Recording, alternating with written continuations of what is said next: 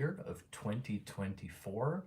My name is Julian, and as you can see, it's been a long night, and so I'm still slightly drowsy, and yet nevertheless here with you to launch the very first live stream philosophy lecture of this new season. If you're joining me for the very first time, welcome. This is a weekly intro to philosophy and theory live stream lecture series that I've been hosting for, I don't know, the past 3 years by now, believe it or not. I'm so glad to be here with you. Happy New Year to everybody. I see a lot of comments already coming in. Thank you so much. I really do hope that 2024 will bring you lots of happiness, peace, joy, inspiration, what have you. I'll fill in the list of further cliches. Most of all, I hope that 2024 will bring you a lot of time to engage in reading and studying and being with loved ones, and that everyone can be healthy and well. That's what I wish for you. Today, if you're interested, today we're going to be talking about Hegel, once again, Hegelian philosophy. We're going to continue the Night of the World series. And I'm going to be talking about a concept that Hegel called the naked monad. And so if you're curious what the naked or who the naked monad is, stick around. This is going to be a 45-minute lecture. And of course, you can also download all of my lectures on Patreon. If you'd like to become part of our so-called learning community, simply head over to www.patreon.com/JulianPhilosophy. Now, before I begin, I would like to briefly say that I am back in Washington in my own library after traveling across Europe for the past 4 months. It was a wonderful and very, very stimulating trip, but I must say that it is quite wonderful to be back in my own environment, to have my own books and papers, and I'm looking forward to being here for a couple of weeks until I hit the road again, and I will be teaching from LA for about a couple weeks, and then probably California. We'll see. Northern California, potentially, Berkeley. If you'd like to tell me where you're joining me from, please do drop a comment. It makes me very happy. I really like seeing where people are joining me from.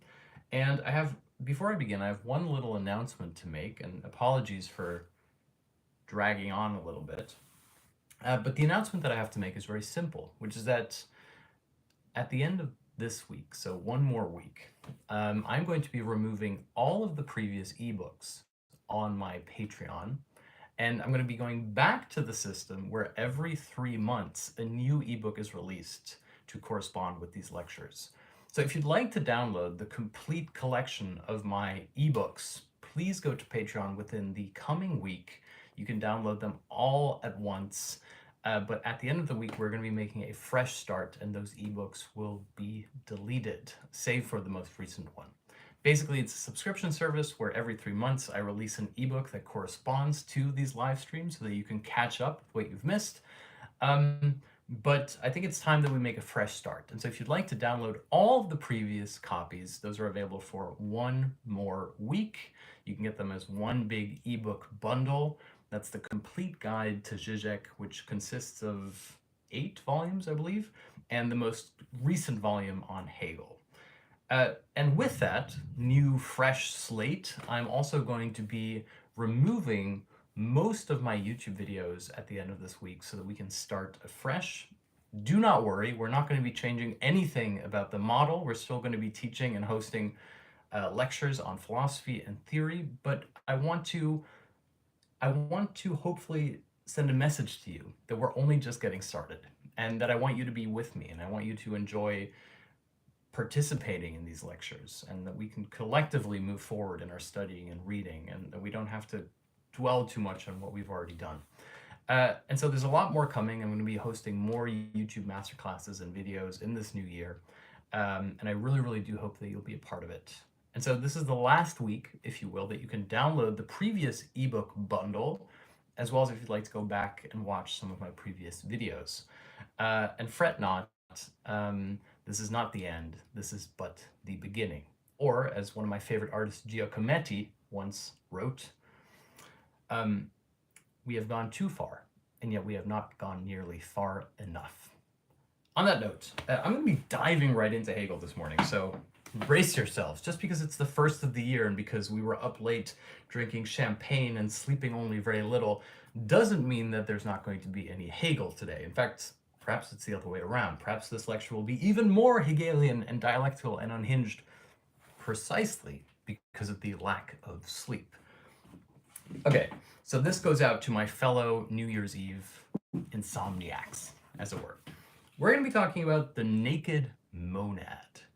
And the naked monad is a concept that Hegel comes up with in his Jena Realphilosophie, which becomes really important for that famous passage in the Realphilosophie, which is the night of the world, which I've covered in previous videos.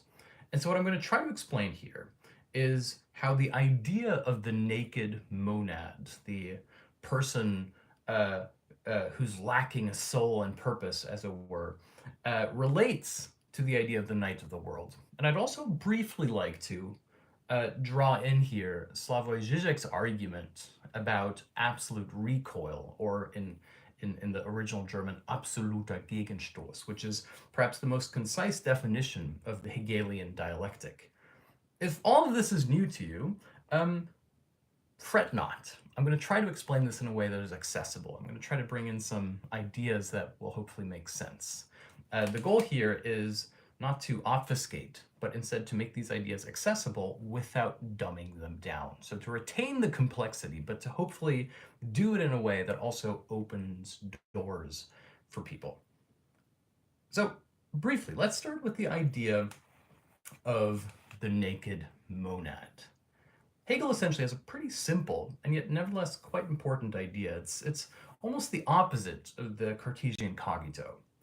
Remember, the Cartesian cogito, I think, therefore I am. Je pense donc je suis. Essentially has a very optimistic idea of what subjectivity is. But there is a grounding, a foundation upon which the subject is and can be based. That the thinking subject, the subject of self-reflection, is therefore a subject that stands upon his own grounding. Hegel problematizes this a little bit already with his famous image of Baron von Munchausen. Baron von Munchausen is not a character Hegel invented, by the way. He was a character from historical adventure stories, similar to what you might see with Jack Sparrow in the Pirates of the Caribbean, somewhat of an escape artist who would find himself in all these impossible situations, like flying on cannonballs, etc. And Hegel essentially talks about the subject in terms of Baron von Munchausen. There's a famous episode in which Baron von Munchausen is stuck in a swamp. And in order to get out of the swamp, there's nothing for him to reach. And so in order to get out of the swamp, he ends up pulling himself out of the swamp, and his horse, mind you, out by his own hair. In an act that completely defies the reality of physics.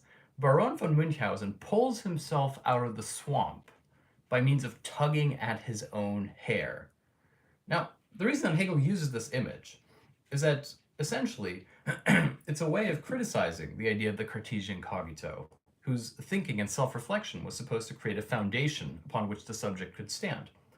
In the exact same way that Baron von Munchausen is able to pull himself out of the swamp by his own hair, i.e. he has no surface or foundation upon which to exert opposing pressure, in the exact same way Hegel conceptualizes the problem of the subject. Yes, the subject thinks. Yes, the subject reflects. But upon what grounding, what foundation exists for this reflection to take place? And so Hegel isn't, strictly speaking, anti-Cartesian in the same way that Hegel isn't anti-Kantian. Instead, Hegel is problematizing the Kantian and Cartesian positions that suggest that there is such a thing as a quote-unquote authentic foundation upon which subjectivity occurs. Now, when Hegel does this, he comes up with an alternate concept. You could say that this is Hegel's version of the Cartesian subject. And this is what he calls the naked monad. And the naked monad is essentially the Urgrund, if you will, the subjectivity stripped away of all illusions, of all facades, all masks. And Hegel says that fundamentally what it means to be human, what it means to be alive, is to be able to ask yourself what you ought to do. It's almost Kantian. There's an echo of Kant here. Kant has this famous maxim, du kannst, denn du sollst. You can because you must, which is Kant's theory of paradoxical freedom and self-realization, which is that freedom for Kant doesn't actualize as the possibility of doing everything. Instead, freedom, in a strange way, is precisely the possibility of realizing an inner necessity and acting upon it. In other words, you're only acting freely at the exact moment that you're acting as if you had no choice but to act. It's something that you have to do, a priority, if you will.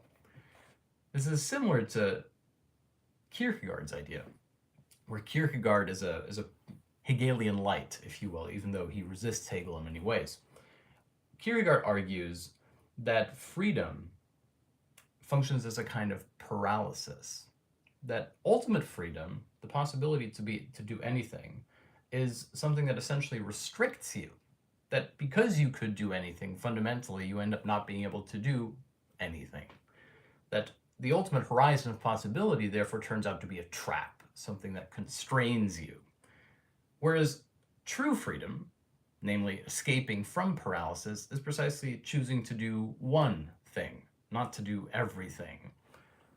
And again, there's many more common sense versions of this, like maxims that water down the Kantian Hegelian positions, such as the Chestertonian idea that every act of will is therefore an act of self-restriction, which is another way of saying that every act of will is an act of self-discipline. That freedom, therefore, is the very human possibility of choosing to do one thing above and beyond other things. In fact, even Kant puts it in a most simple and almost grotesque way.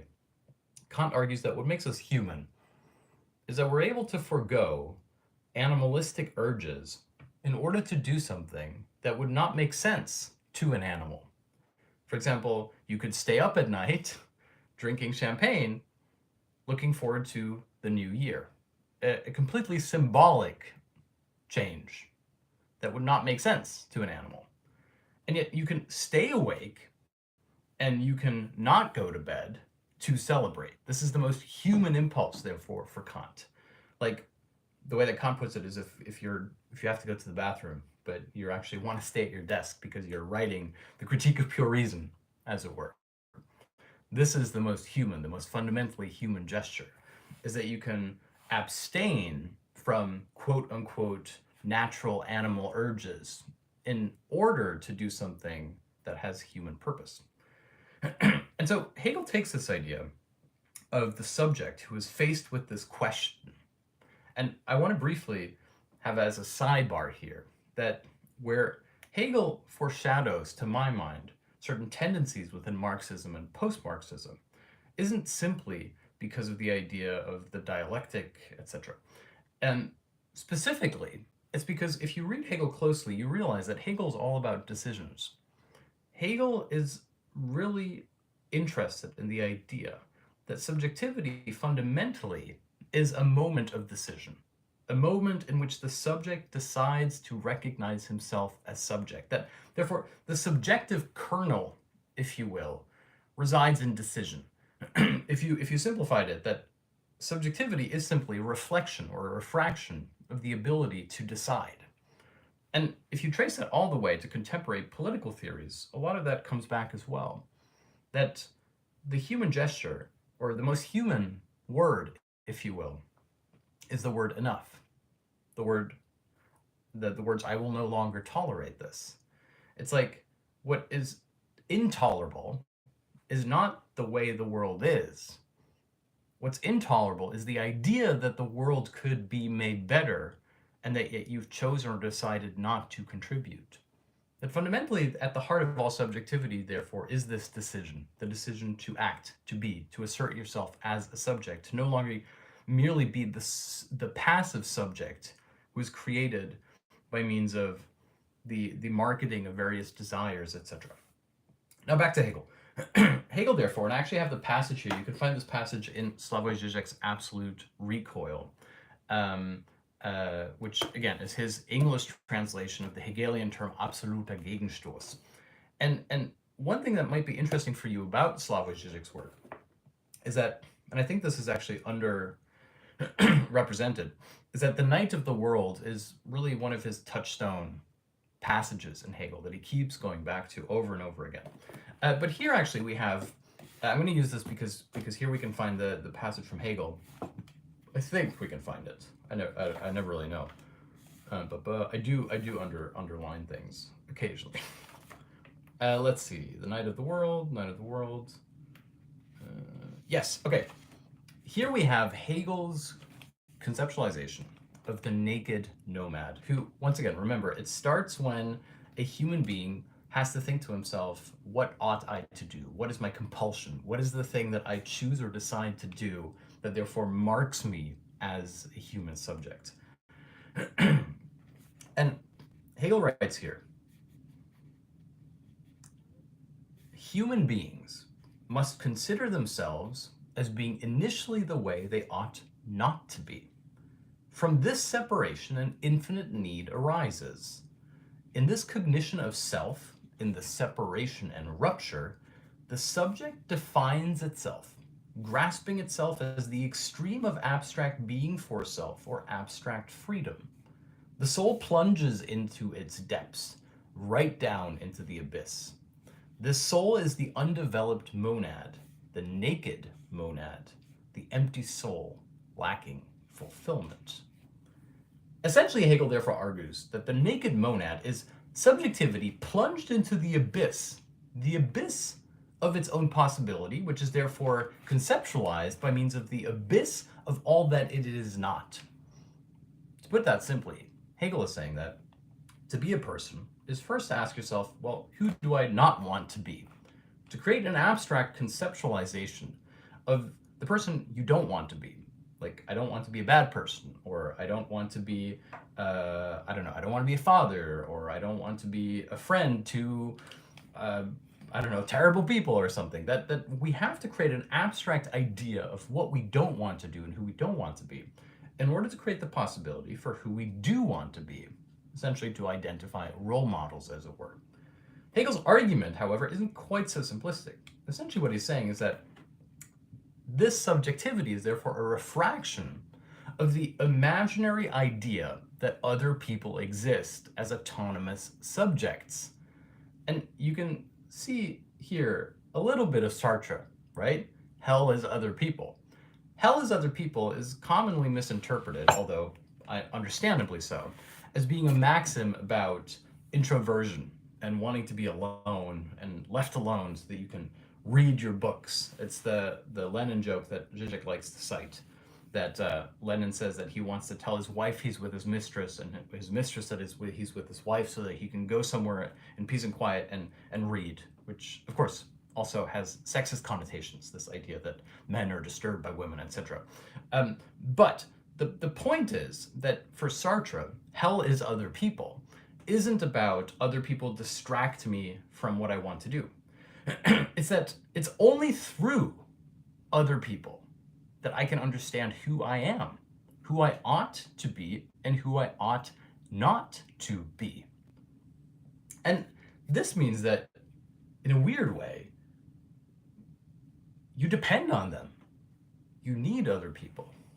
And this should be obvious, of course. Like, we read books in order to understand other people's thought processes, in order to enter into dialogue with their thinking. We look at art in order to understand universal human experiences, but also to have aesthetic and political projects. We read the newspaper because we know that what's happening in the news might affect us, and we also feel for other people, etc. Like, no man is an island unto himself.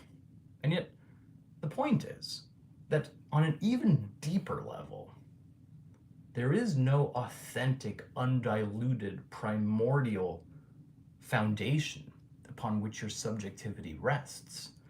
It's like to put it from the perspective of clinical psychology or child psychology today, how the order, which is a completely contingent idea, right? The order in which you were born, whether you're a middle child or a first child, will have enormous impacts on your psychological development that are beyond your control. This is a contingent reality. Like, why were you born as the second child and not the first child? And yet one that fundamentally becomes a necessity as to the core of your very being, because you can't imagine what it would have been like, or perhaps you can only imagine what it would have been like to have been born in a different sequence. And so this is something that Hegel considers the abyss. Hence, when Sartre writes, hell is other people, of subjectivity as pure self-reflection, however, and this is crucial, negative self-reflection. The subject, therefore, is no longer the subject who stands upon the grounding of his own reason in a Cartesian sense. The subject stands on a grounding of nothing, a grounding of infinitely multiplied self-relating negativity. In other words, I relate to other subjects so that they can create a negative image of who I would not like to be, and yet in order to do so, I have to assume in an almost Lacanian way that those subjects actually exist in their own autonomous being, rather than the truth, which is that they themselves are self-relating negative poles around which my and their identity, therefore, hinges. What Hegel is positing, therefore, is that the truth of subjectivity is that there is no authentic subject. There's no pure core of reason that doesn't exist always already. The famous Hegelian shibboleth of the reflection in and with and through others. And this realization is what Hegel calls the undeveloped monad, the naked monad, the empty soul lacking fulfillment. And what's interesting here is that the empty soul lacking fulfillment therefore also contains a truth to it. It's a little bit like in Nietzsche, when Nietzsche argues that if you stare into the abyss, you have to be careful that the abyss doesn't stare back at you. Nietzsche upholds a kind of strange geotopical duality, by which I mean that he says you can look into it and it can look back into you. It subjectivizes the idea of the abyss, when what Hegel does is fundamentally the opposite, which is that he turns the subject into the abyss. It's not the Nietzschean subject who gazes into the abyss. It's that the abyss gazes through you. That therefore the subjective gaze, if you will, is the personified abyss, the personified or subjectivized version, if you will, of substance. Therefore, Hegel equates the abyss with substance as such. In other words, with essence. And Zizek has a little footnote here, which I actually find quite interesting, but would merit further contemplation in another lecture, where Hegel says that this is also a theological argument. After all, if you think about it, what is Christ on the cross, if not the naked monad gazing into the abyss of subjectivity? In other words, the abyss of human subjectivity. And that therefore, this moment of, Father, why have you forsaken me, isn't simply a doubting of the idea of the deity, but precisely the one in which Christ realizes that subjectivity fundamentally is this void that he has fallen into. But again, this would be for another lecture. If you're curious, I have done a couple lectures on Zizek's theology called The Monstrosity of Christ. And again, one of my ebooks is specifically on this topic. So it does exist elsewhere, at least for another week. So the naked monad for Hegel is a way to grasp or to problematize the idea of the Cartesian cogito, the idea of a subject who exists on a kind of foundation, as it were. And this is why Hegel then, in the Jena Realphilosophie, relates the naked monad to his concept of the night of the world. I've described it before, but the night of the world for Hegel is an almost spatial metaphor in which the subject is confronted with a night, an absolute loss of self. And yet this is not a place. Instead, this is staged within subjectivity itself. In other words, the night of the world is the truth of the subject. I'll give you an example here. Again, one that is Lacanian and of course Zizekian, because Zizek often uses this as well. And this is Lacan's analysis, psychoanalytic analysis of the myth of Zeuxis and Prasios. Zeuxis and Prasios are engaged in an artistic competition, if you will. Who can depict the most lifelike bunch of grapes? Now, Zeuxis paints grapes that are so convincing that even the birds come and peck at them. The birds think that the image is a substitute for reality. Now, Zeuxis, curious about what his counterpart Parasios has painted, walks over to Parasios and says, well, I want to see your painting. Parasios then points towards a wall, upon which is a curtain. And Zeuxis mistakes the curtain for a veil behind which the painting is hidden. But of course it turns out to be an optical illusion. The veil is itself what Parasios has painted. Instead of painting a bunch of grapes, he's painted the very suggestion that there is a bunch of grapes to be found behind the veil. And therefore, argues Lacan, Parasios is the victor.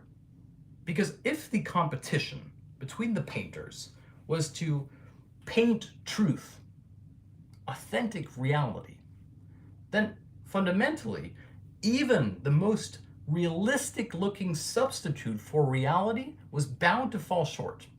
Even the photorealistic grapes that fooled the birds remains nevertheless not quite real. And if reality cannot by its very nature be depicted an sich, since the depiction of reality is already the corruption, or if you will, dilution of reality, the refraction of reality, then the closest you can come to actual truth is therefore what is essentially a meta-commentary. Namely, the truth lies in the subjective misperception that there is a truth that can be found behind the veil. If you will, it's the invention of modern art. Parasios paints the truth, but not through content, but through form, through the non-traversable horizon of truth. He paints the truth of this horizon, namely the curtain, the veil. And of course, this is where Zizek relates Lacan to Hegel, because essentially, this is the Hegelian argument as well, that there is no essence or absolute that can be found beyond the veil of appearances. Instead, essence exists only within the horizon of the veil of appearances. Hence, Hegel fundamentally reconceptualizes the Kantian problematic. The Kantian problematic started out like the competition between Zeuxis and Parasios, namely, how can we access or represent pure truth, essence, substance? And Kant's argument is that we can't, that even the conceptualization of truth already falls short of it because it's a concept. It's like the grapes. Even the photorealistic grapes nevertheless were a substitute for reality. Kant argues even the most perfect conceptualization of essence nevertheless remains a substitute for essence. This is also the reason why Plato was quote-unquote anti-art. Not because he thought art was like, a negative pastime that could be put to better use by working in a factory or something. Plato believed that art fundamentally created the idea that we could depict essence through representation, and therefore risked to undermine the very essence, not to overuse that word, the very principle of Plato's system, the Socratic system, if you will, which is the separation, the radical binary separation of essence and appearance. And art therefore tempted us into thinking that this separation could be overcome. Hegel, on the other hand, in his system, because Hegel is a great systematizer and is very proud of this, goes in the opposite direction. Instead of separating essence and appearance, Hegel radically unites them, suggests that they're identical to each other, that they're refractions, appearance qua appearance, if you will. And what's beautiful here is that Hegel therefore argues that it's not that we have a positive pole which can be negated right? This is the classic negation that exists within the Socratic system. Essence is negated through appearance. The grape is negated through its representation. Instead, there's nothing a priori to be negated save for the self-relating negativity of negation itself. Or, to put it in the legend of Parrhasius and Zeuxis, in the same way that Parrhasius paints the veil, there's nothing behind the veil save for the truth represented by the form of the inaccessible barrier which the veil itself presents. Hence why Parrhasius represents the truth, the content in the form, the essence of self-relating negativity. Whereas Zeuxis remains stuck in the Socratic Platonic binary of suggesting that there is such a thing as the authentic representation of the grape, which nevertheless fails because it has to remain a substitute therefore. Now, here comes the punchline. Hegel's argument in The Night of the World is therefore that this night is the veil, but more importantly, that the subject is the veil. It's not that the subject is looking at the veil of appearances, it's that the subject is the veil of appearance, and now the punchline, that therefore, in the exact same way that the truth or essence is contained within the veil, the truth or essence is contained within the subject. The subject is the embodiment of the self-relating negativity, which is the content of the form, i.e. the truth of the veil, namely the representation of the world through and in the actualization of the self-identifying subject. It's a long sentence, I know, but what Hegel means is that what Kant conceived of as the barrier to essence is in fact essence. Subjectivity contains within it the very paradoxical relationship of substance to itself, appearance qua appearance. And therefore, the night of the world, the place of pure abstraction, if you will, is not a place that exists outside the world, but is the world. Hegel's idea is that within the world, one is almost tempted in a Zizekian way to liken this to the Lacanian real. Within the world, the truth of the world, being the veil, is precisely this night of contradictory, clashing, layering images, appearances, that the subject swims in this abyss, this night of the world of pure possibility, which is therefore the pure emanation of the self-relating negativity of everything and everyone, through which the subject finds himself and then retroactively convinces himself that he is real. Like Baron von Munchausen, pulling himself out of the swamp. The subject pulls himself out of the night of the world. He has to go through it. To go to Nietzsche, when Nietzsche writes that if the subject gazes into the abyss gazes back at him, Hegel is much more radical. Hegel says, when the subject gazes into the abyss, what is really happening is that the abyss is gazing into the abyss. And when the abyss gazes into the abyss, we have self-relating negativity, i.e. subjectivity. That is the naked monad. The naked monad stripped of all outward worldly appearances. And for Hegel, this is the truth of metaphysics. It's why Hegel's a post-metaphysical thinker. The goal is no longer to go, to simplify, from the abyss towards the heavens. It's that there is no location, no temporal space for the heavens, save the refraction by which form becomes content, by which the form of the abyss becomes the truth of essence, refracted back to itself. To put it in like scientific terms, even though I'm not an astrophysicist, it's a little bit like when it comes to interstellar travel. The point of interstellar travel, should it be possible, is not that we start here and we travel long enough until we finally get there. Is that at a certain point we have to exceed the speed of light so that, strictly speaking, we're somewhere else entirely. It's not we start from point A and we reach point B. Is that, strictly speaking, point B doesn't exist until we pass through this barrier and it exists.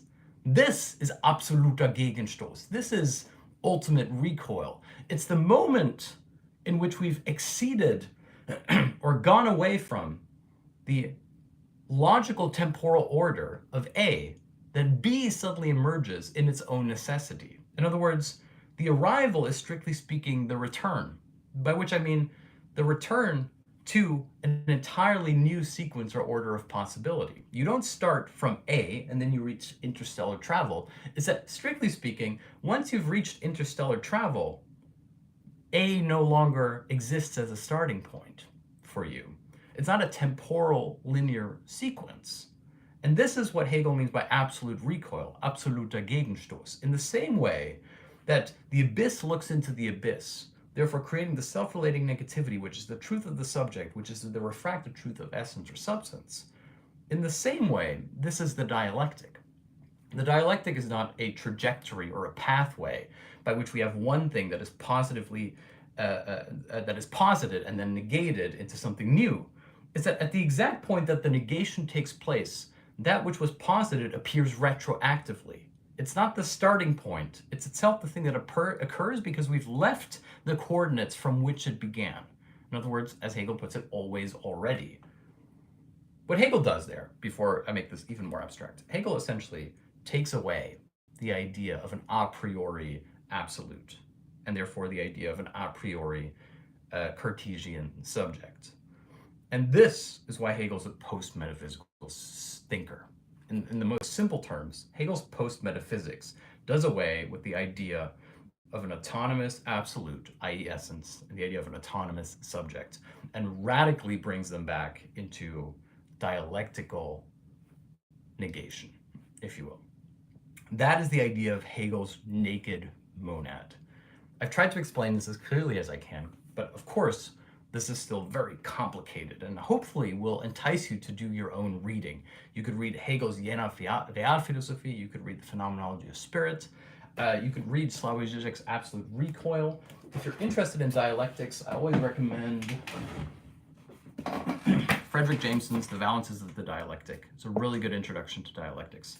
Not an easy book, but worthwhile. And finally, there's one more week for you to download my ebooks on Patreon. If you'd like to download the complete collection, the bundle, if you will, of my ebooks, they're available for one more week on Patreon. And you can, of course, always find my older lectures on YouTube, which will also be available for one more week. Thank you so much for starting the new year with me in such exciting philosophical fashion. I'm so grateful for your time and attention, and I will see you next week.